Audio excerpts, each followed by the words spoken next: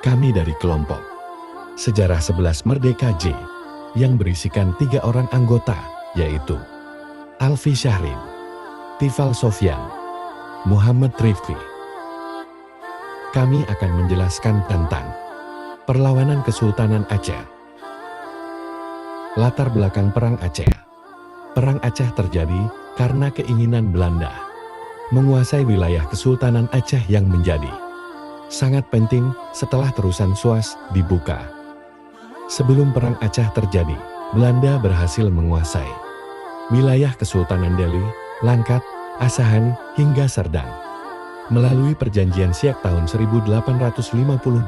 Padahal, wilayah-wilayah tersebut sebenarnya masuk ke dalam kekuasaan Kesultanan Aceh.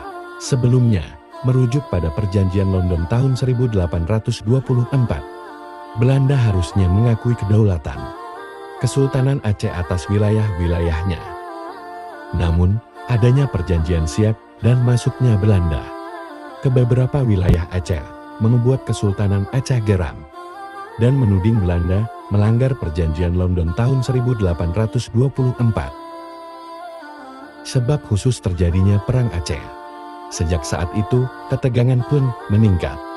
Kesultanan Aceh menenggelamkan setiap kapal milik Belanda yang melintas di perairannya. Berikutnya pada tahun 1871, Belanda dan Inggris terlibat perjanjian yang isinya antara lain Inggris menyerahkan urusan di Aceh kepada Belanda. Akibat perjanjian itu, Kesultanan Aceh lantas mengadakan kontak diplomatik dengan beberapa pihak seperti konsul Amerika Serikat, Italia hingga Turki Utsmani yang ada di Singapura. Langkah diplomatik Kesultanan Aceh itu dijadikan alasan Belanda untuk melakukan penyerangan terhadap Aceh. Periode Perang Aceh.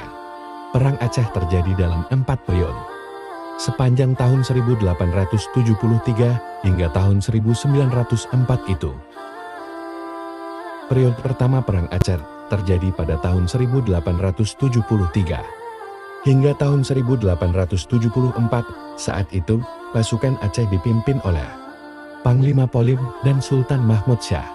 Sementara serdadu Belanda bergerak dipimpin oleh Kohler. Dengan kekuatan 3.000 pasukan, perang periode pertama ini dimenangkan oleh rakyat Aceh dengan tewasnya Kohler pada 14 April tahun 1872.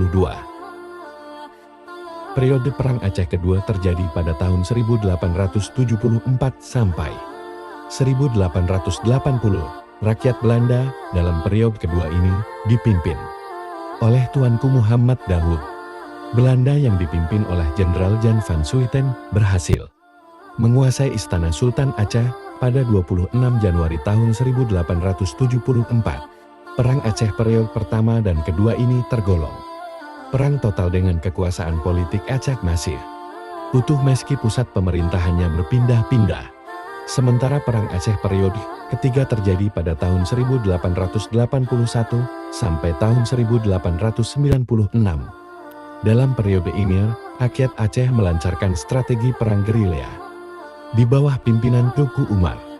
Pada periode ini, muncul sejumlah tokoh seperti Teuku Umar, Kit Nyakden, Tungku Cik Ditiro, Cut Motia, dan seterusnya.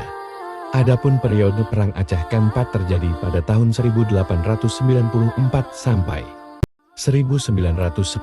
Periode ini berlangsung secara sporadis, tanpa adanya komando dari pusat pemerintahan Aceh. Mungkin itu saja yang dapat kami sampaikan. Lebih dan kurang kami mohon maaf.